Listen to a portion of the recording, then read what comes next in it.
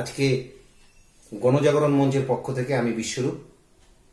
মূলত আমরা ছাত্রছাত্রী, বিশেষত এবার উচ্চ মাধ্যমিক পরীক্ষা এবং মাধ্যমিক পরীক্ষার রেজাল্ট বা ফলাফল বেরিয়ে যাওয়ার পর যারা মাত্র ফলাফল থেকে বেরিয়ে এসছো তাদের উদ্দেশ্যে আমরা দিশা জাগরণ বলে যেই অনুষ্ঠানটা প্রতি বছর করে থাকি তা এবার গ্যাদারিং সম্ভব হচ্ছে না, ছাত্রছাত্রীদের উপস্থিত করা সম্ভব হচ্ছে না, কিন্তু আমরা পার্টলি প্রত্যেকটা বিষয় নিয়ে আমরা আলোচনা করছি বিভিন্নভাবে। আজকে আমাদের এই বিশেষ অনুষ্ঠান বিশেষত ডিফেন্স নিয়ে। ডিফেন্স, ভারতীয় ডিফেন্স, ইন্ডিয়ান ডিফেন্স কি, কেন, ছেলেপেলেরা কি করে থাকবে, আদৌ তার ভবিষ্যৎ আছে, বা মা বাবারা ভাবছে ডিফেন্স হয়তো ভালো না, এই বিষয়ে বিস্তারিত আলোচনা করব। আমাদের সঙ্গে এই মুহূর্তে উপস্থিত রয়েছেন x navy petty officer Dipankar Saha মহাশয়। নমস্কার, আমি Dipankar Saha, x navy petty officer. আমি খুব আপ্লুত এবং গর্বিত যে গণজাগরণ মঞ্চ এমন একটা প্রোগ্রাম, এমন একটা অনুষ্ঠান প্রত্যেক বছর করেন যার মাধ্যমে আমাদের নতুন সদ্য যারা হায়ার সেকেন্ডারি এক্সাম ক্লিয়ার করেছেন, তো তাদের একটা ডাইরেকশন, তাদের একটা দিশা দেওয়ার জন্য এই অনুষ্ঠান যথেষ্ট আমার মনে হয় ছাত্রছাত্রীকে উপকৃত করছে এবং অভিভাবকদেরকেও একটা কাউন্সিলিং এর মাধ্যমে একটা সুন্দর একটা পিকচার, যেটাকে ক্লিয়ার করা বলে, বিভিন্ন ধরনের এমপ্লয়মেন্ট এবং কি কি জিনিস আগামীতে করা সম্ভব, যেগুলো ছাত্রছাত্রীদের ভবিষ্যৎকে উজ্জ্বল করতে পারে, তাদের নিজেদের পায়ে যেন তারা সঠিকভাবে দাঁড়াতে পারে। তো তার জন্য আমি সবার আগে এই গণজাগরণ মঞ্চ এবং গণজাগরণ মঞ্চের প্রত্যেক সদস্য তাদেরকে অভিনন্দন জানাই এবং সাথে সাথে এই কোভিড-19 একটা প্রতিকূল পরিস্থিতিতে যারা যেই ছাত্রছাত্রী দ্বাদশ শ্রেণী উত্তীর্ণ করেছেন তাদেরকে অভিনন্দন জানাই। সঙ্গে এই কথাও বলি যে এই প্রতিকূল পরিস্থিতিতে যারা সঠিক দিশা এবং সঠিক ডাইরেকশনে যারা পরিচালিত হবেন, আশা করি তারা আমাদের আগামী যে ভবিষ্যৎ তারা সব থেকে বেশি সফল হতে পারে। কারণ আমাদের কথাই আছে যে লোহা আগুনে পড়লে সেটা সব থেকে বেশি শক্ত হয়। ঠিক ঠিক ঠিক। আচ্ছা দীপঙ্কর বাবু, আমি বলতে চাইছি অ্যাকচুয়ালি জনগণ, বিশেষত ছাত্রছাত্রীদের উদ্দেশ্যে, গণজাগরণ মঞ্চ প্রতি সবসময় মানুষের সাথে মানুষের পাশে থেকেছে। তো এবার বিশেষত আমরা এই উদ্যোগটা নিয়েছি কারণ অনলাইনের মধ্য দিয়ে, অন্যান্যবার ফিজিক্যালি বিষয়টাকে আমরা উপস্থাপন করি, কিন্তু এবার আর সম্ভব হলো না। আপনি আজকে প্রথম যেটা বলবো, মাধ্যমিক এবং উচ্চ মাধ্যমিক, এরা মাধ্যমিক পাস করেও কি নেভিতে যাওয়া যেতে পারে বা ফোর্সে যাওয়া যেতে পারে? হ্যাঁ, তো সবার আগে আমার মনে হয় ডিফেন্স সম্পর্কে আমার যেটা একটা ছোটবেলা থেকে একটা ডাউট ছিল, তো সেটা আমার পরবর্তী ক্লিয়ার হচ্ছে। আমার মনে হয় যে প্রত্যেক স্টুডেন্টদেরকে আমার এই জিনিসটা ক্লিয়ার করা উচিত। ঠিক ঠিক, একদম ঠিক। যখন আমরা ছোট থাকি তখন ডিফেন্স বলতে আমরা BSF, army, navy, air force, everything সবকিছুকে একটা গুলিয়ে ফেলি এমন ভাবে। কিন্তু ডিফেন্স বলতে আমি আজকে একটা এই প্রোগ্রামের মাধ্যমে বলতে চাই, ডিফেন্স কথার অর্থ হচ্ছে army, navy and air force. Apart from other যেগুলো আছে যেমন বিএসএফ, তারপরে হচ্ছে প্যারামিলিটারিজ যে আদার যেগুলো আছে, কোস্ট গার্ডসরা আছে, তো তারা সবাই defence related, but actual defence বলতে কিন্তু আর্মি, নেভি অ্যান্ড এয়ারফোর্স। তো প্রত্যেকেই দেশের জন্য কাজ করছেন, বাট আমরা ছোট থেকেই হয়তো সবকিছু একটা মিক্স আপ হয়ে যায়। But defence clearly army, navy and air force, and যারা বিএসএফ অ্যান্ড অল যারা আছে, সিআইএসএফ, সিআরপিএফ, এরা সবাই প্যারামিলিটারিজ এর মধ্যে জেনারেলি মনে করা। এটাকে একটা কোড করা হচ্ছে প্যারামিলিটারিজ। তো কিন্তু কারোরই যে ডিউটিজ আছে, যে প্রত্যেকে যারা ডিউটিজ মেনটেন করছে তাদেরকে আমি ছোট করছি না বা কাউকে আমি ডিফারেন্সিয়েট করছি না, জাস্ট একটা জিনিসকে ক্লিয়ার করলাম। এটা আমার ছোট থেকে আমারও একটা ডাউট ছিল। আশা করি অনেক বাচ্চারা যারা নাকি নতুন এখন এক্সাম পাস করেছেন, যারা একটা ডাইরেকশন খুঁজতে চাইছেন, তো তাদের কাছে প্রত্যেকটা জিনিস ক্লিয়ার থাকলে একদম এটাই তো দিশা জাগরণের একটা উদ্দেশ্য।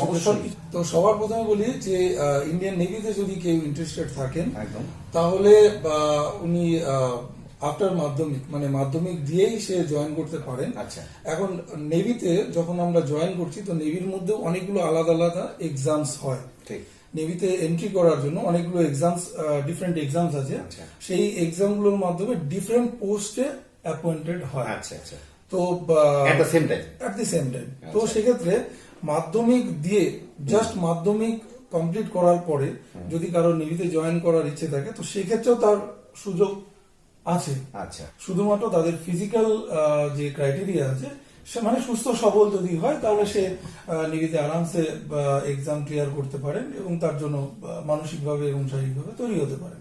তাহলে দীপঙ্কর বাবু, আমি যেটা বলতে চাইছি যে যারা মাধ্যমিক উচ্চ মাধ্যমিক পাশ করেছে তারা কিভাবে এই ডিফেন্সে আসতে পারে, বেশ, মানে এটাকে জীবিকা হিসাবে গ্রহণ করতে পারে?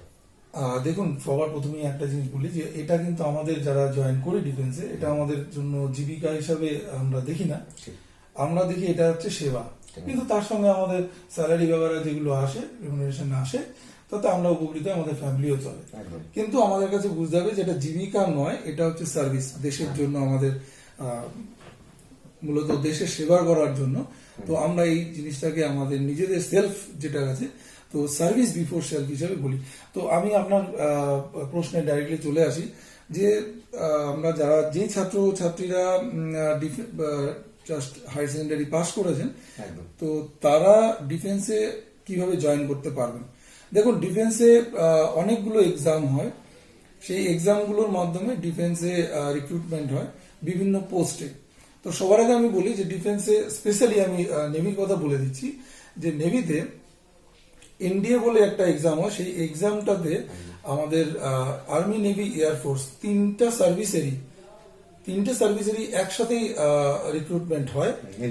হ্যাঁ, তো তারপরে যখন এক্সাম ক্লিয়ার করে, এনডিএ ক্লিয়ার করে, তখন তাদের ট্রেনিং হয়, অ্যান্ড আফটার ট্রেনিং তখন তাকে আর্মি আর নেভি না এয়ারফোর্স সেখানটায় ওদেরকে অ্যাপয়েন্ট করা হয়। আগের থেকে কিন্তু ক্লিয়ার হয় না যে আর্মি, নেভি, এয়ারফোর্সে যায়। ঠিক ঠিক ঠিক ঠিক আছে। তো এনডিএ হচ্ছে সব থেকে উঁচু পোস্টের অ্যান্ড সব থেকে পপুলার, সব থেকে জনপ্রিয় একটা রিক্রুটমেন্ট এক্সাম। এই এক্সামটা হয় ঠিক 10+2 পাস করার পরে যারা আছেন, আচ্ছা, তো তারা ওই এক্সামের জন্য অ্যাপ্লাই করতে পারে। আচ্ছা। এটা 1 নম্বর। এছাড়াও যারা 10+2 জাস্ট পাস করেছেন তাদের কাছে পিসিএম, সেই এক্সামের মাধ্যমে ওনারা নেভিতে জয়েন করতে পারেন। এবার যারা 10+2 পাস করেছেন সায়েন্স গ্রুপ নিয়ে স্পেশালি, ঠিক আছে, এখানটা একটা জিনিস আমাকে বলতে হবে যে যারা 10+2 করে জয়েন করছেন নেভিতে, তাদের কিন্তু সায়েন্স ব্যাকগ্রাউন্ডটা কম্পালসারি। এই 10+2 পরে জয়েন করতে পারছেন না, সে আইএনডিএ হোক বা পিসিএম হোক। এই জিনিসটা খুব ক্লিয়ার হওয়া দরকার ছাত্রছাত্রীদের জন্য যে মাধ্যমিক পাশ করে কিন্তু কোনো ডিভিশন থাকছে না, কিন্তু আফটার কমপ্লিশন এইচএস যারা নাকি এনডিএ আর একটা পরীক্ষা পিসিএম এই জাতীয় পরীক্ষা যারা বসতে চায় তাদের কিন্তু সায়েন্স মাস্ট। এইবার এই দুটো যে পরীক্ষা পিসিএম এবং এনডিএ, এই দুটো পরীক্ষায় পাশ করলে, তো যারা পাশ করবেন বা যারা সম্পূর্ণভাবে তাদের ট্রেনিংটাকে কমপ্লিট করবেন, তারা অ্যাজ অ্যান অফিসার অ্যাপয়েন্টেড হবেন। আচ্ছা, তো এটা গেল অফিসার নিয়োগের রাস্তা বা যে পরীক্ষাগুলো হয়। এরপরে আসছি ঠিক তার পরবর্তী যে পদগুলো আছে, সেখানটায় আছে হচ্ছে directly as a petty officer join করার মতন সুযোগ ওখানে আছে। সেটা হচ্ছে অ্যাপ্রেন্টিস নিয়োগের মাধ্যমে। আচ্ছা, তো সেখানটা 10+2 ঠিক 10+2 দেওয়ার পরে যারা সায়েন্স গ্রুপে আছেন, তো তারা ওই পরীক্ষায় বসতে পারেন এবং সফলভাবে উত্তীর্ণ হলে অ্যাপ্রেন্টিস হিসাবে যোগদান করতে পারেন। আচ্ছা, তো অ্যাপ্রেন্টিস হিসাবে যারা যোগদান করবে তারা ডাইরেক্টলি পেটি অফিসার র্যাঙ্ক থেকে শুরু করবেন। আচ্ছা, এবার তার থেকেও পরবর্তী যে পদগুলো আছে সেটার মধ্যে, আচ্ছা, এগুলো তো সায়েন্স মাস্ট। সায়েন্স পুরোটা আমি এখনো পর্যন্ত যতগুলো বলছি সবকটারই ব্যাকগ্রাউন্ড হচ্ছে সায়েন্স ব্যাকগ্রাউন্ড দরকার। তা না হলে পরে আগামীতে গিয়ে কাজ করতে অসুবিধা হবে, তার জন্য এটা মাস্ট। আচ্ছা, মাস্ট। অর্থাৎ আমার যদি সায়েন্স না থাকে আমি ওই ফর্ম তুলতেই পারবো না, তাই? আচ্ছা, এবার যারা হিউম্যানিটিস গ্রাউন্ড থেকে গেছে, অর্থাৎ আর্টস বা কমার্স, তারা কি এনডিএ তে বসতে পারবে না বা পিসিএম এ বসতে পারবে না? না, এই যে ক্রাইটেরিয়া গুলো আছে এটার মধ্যে সায়েন্স ব্যাকগ্রাউন্ডটা মাস্ট। এবার আমি আসছি যে যারা মনে করেন যে সায়েন্স ব্যাকগ্রাউন্ডে নেই, ঠিক, তাদেরও তো কিছু অপশনস থাকবে। ঠিক। তো যারা সায়েন্স ব্যাকগ্রাউন্ডে ছিলেন না বা নেই হ্যাঁ। তারাও অ্যাপ্লাই করতে পারেন, কিন্তু শুধুমাত্র এমইআর বলে যে রিক্রুটমেন্টটা আছে, আচ্ছা। তো তার মাধ্যমে এমইআর রিক্রুটমেন্টের মধ্যে অনলি নেভিতে যে কুক, আচ্ছা, স্টিওয়ার্ড এন্ড টোপাস বলে যে তিনটে ক্রাইটেরিয়া আছে, ঠিক। তো তার মধ্যেই ওনারা অ্যাপ্লাই করতে পারেন। আচ্ছা, আর যারা সায়েন্সের মধ্যে অ্যাপ্রেন্টিস বলে আমি থেমে গেছিলাম, তো অ্যাপ্রেন্টিসের পরেও আরেকটা পদ আছে, সেটা হচ্ছে এসিআর, সেকেন্ডারি রিক্রুটমেন্ট প্রসেস। ওর মাধ্যমেও যারা সায়েন্স ব্যাকগ্রাউন্ড নিয়ে পড়াশোনা করেছেন আচ্ছা, তারা নেভিতে এসিআর পরীক্ষার মাধ্যমে জয়েন করতে পারেন অ্যাজ এন সেলার। আচ্ছা। তার মানে আমরা এই আলোচনা থেকে তিনটা জিনিস পেলাম।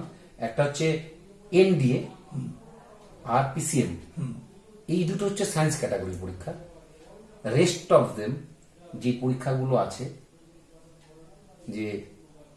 যেখানে হিউম্যানিটিস, সায়েন্স, অর্থাৎ সায়েন্স, আর্টস, কমার্স তিনটে ব্যক্তিরাই পরীক্ষায় বসতে পারবে। না, যেটা পিসিএম এবং এনডিএ হ্যাঁ। সায়েন্স ব্যাকগ্রাউন্ড, হ্যাঁ। এই রিক্রুটমেন্টটা হয় অফিসার নিয়োগের জন্য। ঠিক। এইবার অ্যাপ্রেন্টিস এবং এসিআর, আচ্ছা, এটার মাধ্যমে সেলার নিয়োগ হয়, কিন্তু এটারও ব্যাকগ্রাউন্ড সায়েন্স, আচ্ছা, ফিজিক্স, কেমিস্ট্রি, ম্যাথমেটিক্স, সায়েন্স। বাহ, শুধুমাত্র যারা কুক, স্টিওয়ার্ড এবং টোপাজ হিসাবে যদি কেউ জয়েন করবার মতো থাকে, অনলি ওই গ্রাউন্ডে কোনো রকম সায়েন্স ব্যাকগ্রাউন্ডের দরকার নেই। আর্টস, নেভি, আর্টস বা অন্য কোনো ইয়ের মাধ্যমে, কারণ মাধ্যমিক পাশ করে তার মেইন ক্রাইটেরিয়া হচ্ছে মাধ্যমিক, যেখানে কোনো ডিফারেন্সিয়েশন নেই অন্য কোনো সাবজেক্ট। আচ্ছা দীপঙ্কর বাবু, একটা জনমানুষের প্রচলন আছে যে মাধ্যমিক উচ্চ মাধ্যমিকের পর এটা খুব ভালো ফ্যামিলির ছেলেমেয়েরা একটু অনীহা প্রকাশ করে, হয়তো আপনিও বা হয়তো কোনো সময় শুনে থাকতে পারেন। মানে আমি বিশেষত পশ্চিমবঙ্গের মতো মফস্বল যে গ্রাম গ্রামগুলো আছে বা আশেপাশের যে জায়গাগুলো আছে, সেই জায়গায় আপনার মতামতটা কি হবে, বা আপনি আজকে কি দিশা দেখাতে পারবেন আপনি? আমার মনে হয় যে আমাদের যে ডিফেন্স সম্পর্কে হ্যাঁ, অনেক লোকের অনেক রকম চিন্তাধারা আছে এবং অনেক রকম প্রচলিত চিন্তাধারা আছে, কিন্তু আমার মনে হয়, আমি তো 15 বছর কাটিয়ে এসেছি, তো আমার এক্সপিরিয়েন্স অনুযায়ী আমি যেটা মনে করি যে আমার সন্তান যদি সে ইন্টারেস্টেড হয়, আমি ওকে বাধা দেবো না কোনোদিন, আমি ওকে ইন্সপায়ার করবো যাতে ডিফেন্সে ঢোকে। তার কারণ এটাই যে আমরা নর্মাল জীবিকাতে যে জিনিসগুলো করবার সুযোগ পাই, আর্মি, নেভি, এয়ারফোর্স বা প্যারামিলিটারি, ইভেন আমি প্যারামিলিটারিকেও জয়েন করছি, এইসব জায়গায় আমরা করবার যে মানে এক্সপ্লোর করার আচ্ছা, যে সুযোগ সুবিধা পাই, এর সামনে অন্য কিছুকে আমি কম্পেয়ার করবার, অর্থাৎ আপনি বলতে চাইছেন যে দেশের জন্য কিছু করা, শুধুমাত্র দেশের না। আমি আপনাকে আরেকটু ছোট আমার একটা এক্সপিরিয়েন্স দিয়ে বলছি যে আমি যখন 10+2 দিলাম, তখন আমার জয়েন্ট এন্ট্রান্স দিয়ে আমার আগামীতে ইঞ্জিনিয়ারিং করবার মতন আমার ইচ্ছে ছিল, কিন্তু যেহেতু আমার পরিবারের আর্থিক সমস্যা ছিল, তো সেই কারণে আমাকে ঠিক সেই টাইমটা থেকেই আমাকে জীবিকার উদ্দেশ্যে বেরিয়ে যেতে হয়। তো আমার কাছে নিউজ পেপার আমি যখন রাখতাম, তো নিউজ পেপারে আমার একটা অ্যাড আমার কাছে আসে, ওর মধ্যে এখনো মনে আছে আমার, যে ওটার মধ্যে লিখেছে do you have it in you, একটা ডিফেন্স পার্সোনালের একটা ছবি, আর ওর মধ্যে একটা কোটেশন লিখা ছিল do you have it in you. I replied from my bottom of my heart, yes I do. তার আগে পর্যন্ত আমিও অতটা ডিপলি চিন্তা করিনি, কিন্তু ওই কোশ্চেনটা আমাকে পুরো নাড়িয়ে ভাবিয়েছিল। তখন আমি দেখা শুরু করলাম যে আমার এর মধ্যে কিছু করার আছে কিনা। চেক করে দেখলাম যে 10+2 পরেই সেটার মধ্যে জয়েন করার সুযোগ আছে। আমি আমার বাবার সাথে সামান্যভাবে আমি বাবার সাথে কথা বললাম, বাবা বললো ঠিক আছে তুমি দাও। তো আমি এক্সামের সেখানটায় আর্টিফিশিয়ালের জন্য অ্যাপ্লাই করতে মানে করার মতন ছিল, আমি আর্টিফিশিয়ালে অ্যাপ্লাই করলাম, এবং তখন এমইআর চলতো, তো এখন যেটা এসিআর হয়ে গেছে, ওটা তখন ছিল এমইআর। তো তখন আমি এমইআর আর আর্টিফিশিয়াল দুটোর মধ্যেই আমি অ্যাপ্রেন্টিস, যেটা তো আর্টিফিশিয়াল অ্যাপ্রেন্টিস, তার মধ্যে আমি অ্যাপ্লাই করলাম। তো ফাইনালি যখন এমইআর আমার ক্লিয়ার হলো, আমি এমইআর চলে গেলাম, আমি আর অ্যাপ্রেন্টিসের এক্সামের জন্য আর আমি যেতে পারিনি সেটা। তো যখন আমি জয়েন করলাম, তখন আমার মনে একটা আক্ষেপ ছিল যে আমি হয়তো পড়া মাঝখানে ছেড়ে চলে গেলাম, কিন্তু আজকে আমি আপনাদের মাধ্যমে সবার একটা যেটা ভুল একটা যে মানসিকতা আছে আমি চেঞ্জ করতে চাই, যে আমার পড়া কিন্তু শেষ হয়নি। আমি 10+2 জয়েন করেছি, আজকে আমি MBA কমপ্লিট করেছি। আচ্ছা, আমার পড়া কিন্তু কোনো সময় আটকায়নি। আর আজকে আমি বলতে পারি, আজকে আমি ইঞ্জিনিয়ারিং করে যদি কোনো একটা জীবিকার উদ্দেশ্যে আমি কোনো জায়গায় জয়েন করতাম, হয়তো মেবি TCS, হয়তো কোনো DRDO, হোয়াটএভার, আমি সেখানে একটা ভালো পোস্টে হয়তো যেতে পারতাম। কিন্তু আমি যে কাজটা করেছি ডিফেন্সে থেকে, আমি শিওর আমি কোনো রাস্তা দিয়ে আমি ওই জায়গায় যেতে পারতাম না। তার কারণ এটাই যে আমি ডিফেন্সে যেখানে করেছি, আমি সাবমেরিন ম্যানুফ্যাকচারিং এর মধ্যে ছিলাম। আচ্ছা। আমরা DRDO সায়েন্টিস্ট, ভাবা অ্যাটমিক রিসার্চ সেন্টারের যারা সায়েন্টিস্টরা ছিলেন, বেল ইঞ্জিনিয়ারিং যারা ইলেকট্রনিক্স এর উপরে কাজ করেন, তো সেখানকার ইঞ্জিনিয়ার, L&T, আমরা সবাই মিলে একত্র হয়ে আমরা সাবমেরিনের ম্যানুফ্যাকচারিং মধ্যে কাজ করেছি। এই সুযোগ আপনি কোথায় পাবেন একটা 10+2 ছেলে? ঠিক, অসম্ভব। এটা তো ঠিক। কিন্তু আমাদের নেভিতে যে ট্রেনিং দেওয়া হয়েছে, যে পড়াশোনা আমাদের করিয়ে দেওয়া হয়েছে, তাতে আমরা এতটুকু উপযুক্ত হয়েছি যে আমরা DRDO সায়েন্টিস্টদের সঙ্গে বসে, বার্কের সায়েন্টিস্টদের সঙ্গে বসে একটা সাবমেরিন ম্যানুফ্যাকচারিং আমরা কাজ করেছি। আমার যোগদান সেখানটা আছে। আমি আজকে গর্বিত যে আমি অন্য কোনো উপায়ে হয়তো আমি ওই জায়গায় পৌঁছতে পারতাম না, কিন্তু আমি যেই রাস্তা দিয়ে গেছি আমার মনে হয় না আমি কোনো ভুল করেছি। আমি গর্বিত। আর তাহলে ছাত্রছাত্রীদের আমি আবার বলছি, গণজাগরণ মঞ্চের পক্ষ থেকে আমাদের সাথে দীপঙ্কর বাবু আছেন, যিনি দীর্ঘ 15টি বছর নেভিতে কাজ করে এসেছেন। তার অভিজ্ঞতার নিরিখে আজকে আমাদের কাছে এই উপস্থাপনা তুলে ধরলেন, যাতে আমরা ভারতবর্ষ, বিশেষত পশ্চিমবঙ্গের প্রতিটি স্টুডেন্টের কাছে এই বার্তাটা পৌঁছে দিতে পারি যে তোমার যদি এই কাজের মধ্যে এই বিন্দুমাত্র উৎসাহ থাকে, don't try, only jump. You have no time, only you have to take the decision, this is the only way. তো আমি দীপঙ্কর বাবুকে বলবো,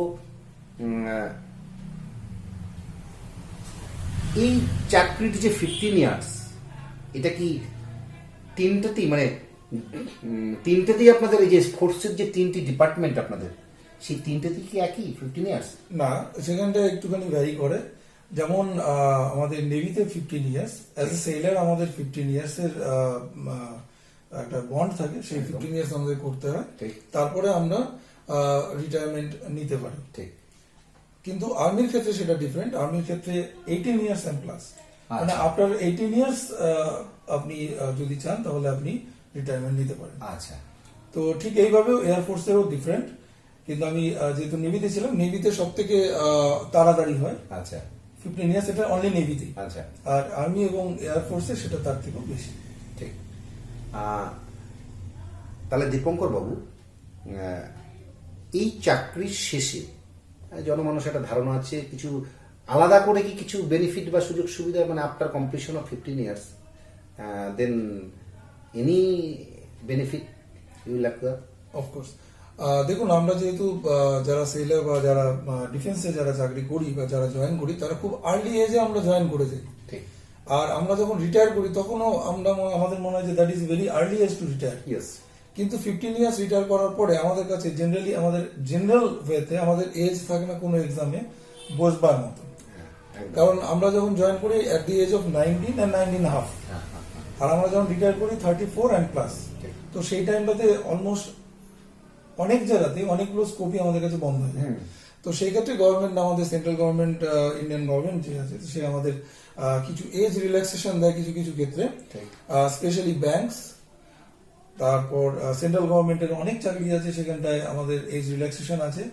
আবার কিছু যেমন এক্স ডিফেন্স কোটা থাকে, আচ্ছা, তো সেখানে আমাদের সুযোগ সুবিধা পাওয়া যায়। কিন্তু একটাই কথা যে সেখান মানে ডিফেন্স থেকে বেরিয়ে এলে কেউ আপনাকে রেডিমেড চাকরি ধরিয়ে দেবে, এটা কিন্তু ভুল কথা। আচ্ছা, আপনি Through examination. থ্রু এক্সামিনেশন, আচ্ছা। এমন না যে আপনাকে আপনার জন্য রেডি আছে, আপনি বেরোচ্ছেন আর আপনি অর্থাৎ ওই যে join করে যাচ্ছেন। ফর্মের মধ্যে কিছু লেখা থাকে যে এক্স মিলিটারি কোটা, হ্যাঁ, আপনাকে ওই হিসেবে ট্রিট করা হবে। যেমন আমি যখন নাকি ডিফেন্স থেকে বেরিয়ে এসেছি, তখন আমরা আগে থেকে রেডি ছিলাম যে আমরা কি বাইরে এক্সাম আমাদের বসতে হবে। ঠিক। তো সেখানে আমি দুটো জিনিস মেনশন করে দিই যে আমাদের জেনারেলি যখন যারা ডিফেন্স থেকে রিটায়ার করে যারা আমরা আসি, তাদেরকে এজ রিল্যাক্সেশনটা সব থেকে ইম্পর্টেন্ট। যে আমাদের এজ রিল্যাক্সেশন দেওয়া হয় প্রত্যেকটা এক্সামের ক্ষেত্রে। আর 2 নম্বর হচ্ছে যে আমাদের এক্স ডিফেন্স কোটা দেওয়া হয়। এবার যখন আমরা বেরিয়ে এসেছি স্পেশালি ব্যাংকস, আমি স্পেশালি ব্যাংকসের কথা এই জন্য বলছি যে আমরা যখন বেরিয়ে এসেছি দেখেছি আমরা যে ব্যাংকে আমাদের জয়েন করাটা অনেক বলবো যে আমাদের কাছে সব থেকে প্রায়োরিটি ওয়ানে ছিল ব্যাংকস। তো ব্যাংকে আমাদের প্রচুর এক্স সার্ভিসিং কোটা আছে, প্লাস আমাদের এই রিল্যাক্সেশন যারা আমরা দেখেওছি প্রচুর লোক কাজ করে। তো আমিও ফাইনালি ডিফেন্স থেকে নেভি থেকে রিটায়ার করার পরে এসবিআই জয়েন করেছি। তো আমার মনে হয় যে আজকে যদি ছাত্রছাত্রীরা ডিফেন্সকে তার ক্যারিয়ার হিসাবে বা তার সার্ভিস হিসাবে, তার অনেকেরই আছে যে দেশের জন্য কিছু করতে যায় বা স্কোপ পায় না, this is the right field. আপনার মধ্যে যদি এইটুকুও থাকে যে আমি দেশের জন্য কিছু করতে চাই, this is the exact right time এবং right field. You will get the platform যেখান থেকে আপনি নিজেকে চিনতে পারবেন, নিজের মধ্যে যে কর্মক্ষমতা আছে, নিজের মধ্যে যে পটেনশিয়াল আছে আপনি এক্সপ্লোর করতে পারবেন। তো আমার মনে হয় যে প্রত্যেকটা ছাত্রছাত্রীকে একবার অন্তত ডিফেন্সটাকে চিন্তা করে তার জীবিকা নির্ধারণ করা উচিত। আপনি এবারের বিশেষত যারা সুযোগ গ্রহণ করার উপযুক্ত যারা, তাদের উদ্দেশ্যে কি বলবেন? তাদের উদ্দেশ্যে প্রথম কথাই যে এই সময়টা একটা অভাবনীয় সময়, এই সময়টা কোনো কালেই আসেনি। আমি এতক্ষণ যা যা বললাম এগুলো ইন জেনারেল, যেগুলো জেনারেল টাইমে যা হতো, আমি আশা করছি যে আমাদের ডিফেন্সের যে রিক্রুটমেন্ট সেটা যথাসময়ে উপযুক্ত ক্রাইটেরিয়া নিয়ে আপনাদের সামনে আসবে। আমার খালি এটুকুই বলা যে এই টাইমটা খুব ক্রিটিক্যাল টাইম, আপনারা নিজেদের আত্মবিশ্বাস হারাবেন না। প্রথম কথা, আত্মবিশ্বাস হারাবেন না। এই সিচুয়েশনটা প্রত্যেকের কাছে নতুন, আমার কাছেও আপনার কাছেও। আর এই টাইমটাতে যারা লড়াই করে জিতবেন তারা কিন্তু জীবনের পথে কোনো বাধা তাদের কাছে কিন্তু খুব বড় বলে মনে হবে না। তো এই টাইমটাতে আত্মবিশ্বাস হারাবেন না। যদিও আসলে অ্যাকচুয়ালি এই বাধাটা আমাদের হাতে না, হাতে নয়, কিন্তু আমাদের নিজেদের আত্মবিশ্বাস সেফ নিজেদের রাখতে হবে। কিছু রুলস মেনটেন করতে হবে। আমাদের গাইডলাইন্স সরকার গাইডলাইন দিয়ে দিচ্ছেন। আমি গণজাগরণ মঞ্চের পক্ষ থেকে আমি বিশ্বরূপ ঘোষ, আমি এই বার্তাটাই দিচ্ছি গোটা পশ্চিমবঙ্গের যে সমস্ত ছাত্রছাত্রী যারা এইচএস, মাধ্যমিক বা ইকুইভ্যালেন্ট যে এক্সামিনেশনগুলো আছে তারা এটাকে অতিক্রম করে আজকে দিশাহারা অবস্থায় আছো, তাদেরকে এই সম্ভাবনাটাই আমরা দিতে পারি যে তোমাদের মনে যদি কোথাও একটা উকি থাকে যে if I can go defence, তার জন্যই আমাদের সামনে উপস্থিত হয়েছেন বিশেষ পেটি অফিসার ডিফেন্সের, মূলত নেভি। আমি আগেও বলেছি একবার, তা ওনার সমৃদ্ধ আলোচনা বা তথ্য, কি করে এই পরীক্ষায় বসা যায়, পরীক্ষায় বসলে কি করতে পারা যায়, তার ক্রাইটেরিয়াগুলো কি কি, পরীক্ষাগুলোর নাম, NDA, then number 2 PCM, number 3 apprentice, SER. এই যে পরীক্ষাগুলো সবটাই মানে আজকে এই মিডিয়ার মধ্য থেকে কানে পৌঁছে গেল। আমি অভিভাবকদের উদ্দেশ্যে বলবো যে আসুন না দেখি ভারতবর্ষের জন্য যদি কিছু করা যায়। যদি আপনার ছেলে বা মেয়ের মধ্যে এই সম্ভাবনাটা একটু মাত্র থেকে থাকে তা আপনি তাকে একটু ফ্লাওয়ারিশ করে দিন না। দেখলেনই তো আমাদের সঙ্গে একজন বিশিষ্ট অফিসার রয়েছেন যিনি বিগত 15 ইয়ার্স কাটিয়ে আজকে ব্যাংকে, এসবিআই এ সার্ভিস করছেন। তো why should not I go? খুব ভালো লাগলো। আজকে গণজাগরণ মঞ্চের পক্ষ থেকে আমরা দীপঙ্কর বাবুকে সঙ্গে পেয়েছি, এক্স নেভি পেটি অফিসার, যিনি আমাদের সামনে জলের মতো বের করে দিলেন যে কেন আপনার ছেলে বা মেয়েটি এই লাইনে আসবে না, মূলত ডিফেন্সে আসবে না। কারণ ডিফেন্স হচ্ছে অনলি প্ল্যাটফর্ম যে আপনি একদম ডিরেক্ট দেশের জন্য কাজ করতে পারবেন, মানুষের জন্য কাজ করতে পারবেন, অন্যকে সহায়তা করতে পারবেন, অর্থাৎ মানুষের জন্য মানুষ। এটা আমরা হয়তো পাশের ছেলেটিকে উপকার করতে পারবো, বাট এখানে ডিরেক্ট অফিসিয়ালি লাইসেন্স নিয়ে আপনি করতে পারছেন, যেখানে ভেস্টেড ইন্টারেস্ট একেবারে নেই, জিরো। শুধু দেশকে রক্ষা করতে হবে, অর্থাৎ দেশের সমস্ত মান কুল দিক সমস্ত বুঝিয়ে রেখে, সুস্থতাকে বুঝিয়ে রেখে সব ঠিক করতে পারবে। তাই আজকে দীপঙ্কর বাবুকে অনেক অনেক অনেক ধন্যবাদ গণজাগরণ মঞ্চে এই আসন অলঙ্কৃত করবার জন্য। আমি আগামী দিনে যারা ভর্তি হবে এই লাইনে, অর্থাৎ সেই দিশার যে উন্মোচন করলেন আজকে আমাদের দীপঙ্কর বাবু, তার জন্য সত্যি অনেক অনেক অনেক ধন্যবাদ। আমি শেষ করবার আগে লাস্ট একটা লাইনের যদি আপনার কোনো সেন্ট্রাল আইডিয়া আপনি ছাত্রছাত্রীদের উদ্দেশ্যে বলুন। আমাদের এই উচ্চ মাধ্যমিকে যারা উত্তীর্ণ হয়েছেন তাদের উদ্দেশ্যে একটাই কথা বলবো যে আপনি নিজেদের আত্মবিশ্বাস একদম হারাবেন না। এই টাইমের মধ্যেও অনেক রিক্রুটমেন্ট বেরোবে, সেই রিক্রুটমেন্টের মধ্যে স্পেসিফিক্যালি যদি ডিফেন্সের আপনার কাছে পৌঁছায়, কারণ আমি বলতে পারছি না কখন বেরোবে, যদি পৌঁছায় সেটাকে আপনি নজরআন্দাজ করবেন না, ওটাকেও দেখবেন, ওর মধ্যে এমন অনেক কিছু আছে যেটা আপনার জীবন ঠিক, বদলে দিতে পারে। ঠিক ঠিক ঠিক ঠিক একদম।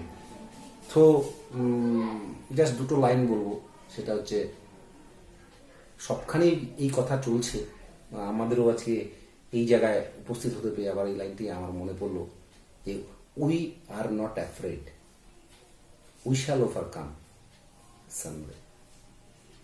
ধন্যবাদ। ধন্যবাদ।